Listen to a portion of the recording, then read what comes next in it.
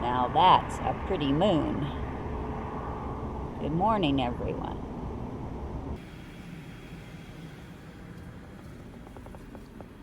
Right, we're back at Valvoline. We're finishing the oil change from yesterday. And then you know what? We can go to the park. Yes, we can, because you're a good girl. Okay, you rest. So Ryan and I are at the park. Had to come down and do some things. My friend in Texas, their surgery got postponed until next week, but I still want to head down there. So, trying to wrap things up. So she came with me today. Super cold. It was 4 degrees at our house this morning, and I think it's 14 down here in Grand Junction.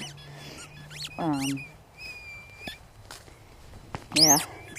So anyways, so my travel plans this month totally went array. And I'm going to try to get to Arizona in February now, so I'm hoping that's the plan. So we'll see how that goes. That will totally depend on weather. February is usually one of 2 of our heaviest snow months, so February and March. But as you can see, I've got gloves. Don't have my hoodie on, but got a hat, keeping the warmth in. So I've already started a talkabout that'll come out later, well, the end of next week, but the Friday the 18th, I think. I have one coming out. So I'm going to talk about disaster preparedness with your RV. Basically a bug out rig, have it ready. Growing up, we always had a place to go in storms and stuff. Like, we always would pray the power would go out so we could go out to the camp trailer and cook dinner.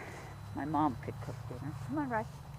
And so that was always kind of fun, and we enjoyed that. Rye, come. Here you go. Here's your ball.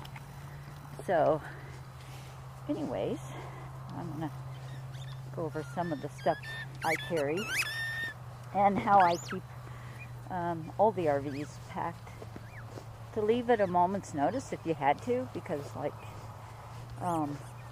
obviously the recent news is wildfires in California. I'm from California, born in West Covina, which is not too far from Pasadena.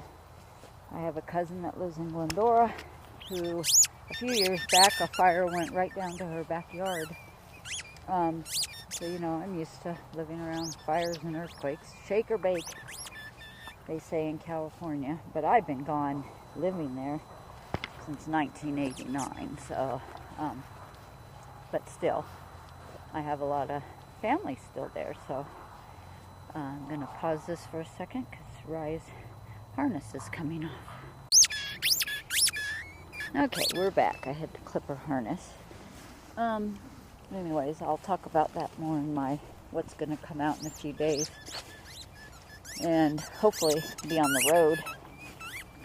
I was going to try to do Idaho first, but it's going to have to wait. So we're just getting between us and Idaho. Well, heck, Texas got snow. Where I'd be going, Carrollton, Texas, which is real close to Dallas, where I'd be going. They got like 8 or 9 inches of snow at my friend's house. So, yeah. And it's cold out here today. This isn't going to be a very long video. But anyway, so that's coming up. I just wanted to say hi. This isn't Walkabout Talkabout. This is just me coming down to run errands. Get a bunch of supplies in the house. Gotta do some shopping for John. Had to get an oil change in the truck, which I posted a short yesterday. I actually tried to get the oil change yesterday. I pull into the bay at Valvoline, which I go to all the time. They know me, they know the truck. And anyways, pull into the bay. It was like 2 in the afternoon. And they pulled the garage doors down, those automatic doors, they're power. So they put those down. I mean, it's cold yesterday. Not as cold as today, but it was cold. Probably in the mid-20s yesterday, and it was breezy like today. But anyway, so they put those down. I pop my hood, give them all the information, and they fill the washer fluid, and the guy's going down the stairs to get underneath the truck. And the power goes out in the whole place. But one of the employees was coming back from lunch. There was an accident like a quarter mile away that took out 4 street lights, so they all went black. Cars, there was actually a secondary accident, but the main one was a rollover and hit a power pole, which is why the power went out. And there was 2 trucks. I was in one bay, and a truck was in the other one. Well, that one had pulled in behind me, and his doors weren't, well, the back door, he could back out. The front door was still partially up, but not enough where you could clear the truck. But the back door was. So they waited about 10 minutes because nobody knew how long the power was going to be out. I mean, it could have come right back on. We could have finished. But their rule is after 15 minutes, you have to leave. So he backs out. He leaves. And I'm still there because neither of my doors, they both, well, the front one, the rope broke. That was the first thing. That you can be on the ground and pull it and it'll release the little thing so you can roll it up manually. So they go to the back to do it, and the string's too high, so they have to go next door to O'Reilly Auto and borrow a huge ladder. So they do that, and it's like the assistant manager and 3 guys. And the assistant manager is a gal, so she climbs up the ladder, and she's trying to figure out how to do this, and it won't release. And when the guy climbs up there, he gets it like 6 inches open, but then it slams back. It's like it snapped something, so they were worried something broke. So then they tell me I'm going to sit there until they can figure out how to get a rope on the front one. So they climb up the ladder on the front and do that, and can't get the rope on it.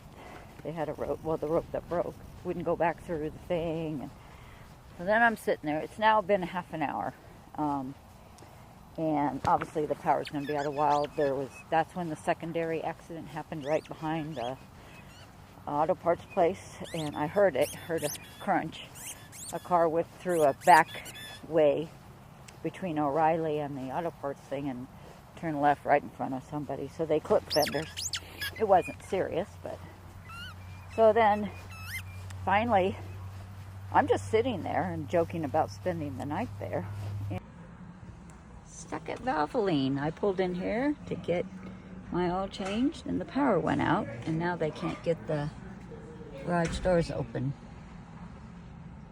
So I might be spending the night here. And then this real young kid, a bigger guy, he said, let me try it. I've got more strength. And so he basically manhandled the back door open.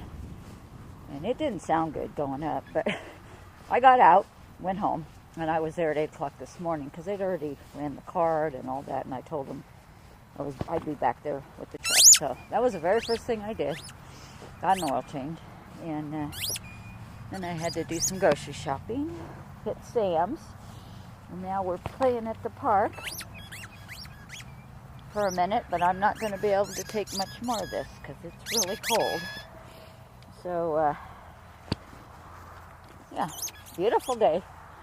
That's why it's so cold. It is turquoise blue skies, and it's even clear up where I live. There's a few wispy clouds, but anyways. So anyways, I just wanted to say hi, explain, do a quick video, and then on Friday I will post talk about disaster preparedness. Sorry, my eyes are watering. I'm not crying this time. I did that in the last video. But eyes are watering really bad. It's so cold. And anyways, so yeah, I'll talk about that and talk about. And I'm not sure next week where I'll be or what the subject will be. She'll probably be with me, but I'm gonna leave Lo behind. Whatever I do, she always goes, but she's good, and I don't have to worry about her like I do him. He's just not social like her. He's great with me, great at the house, but he's not anybody's dog but mine, and he doesn't like people around me. So anyways, so for now, because I'm so cold, I'm going to say bye.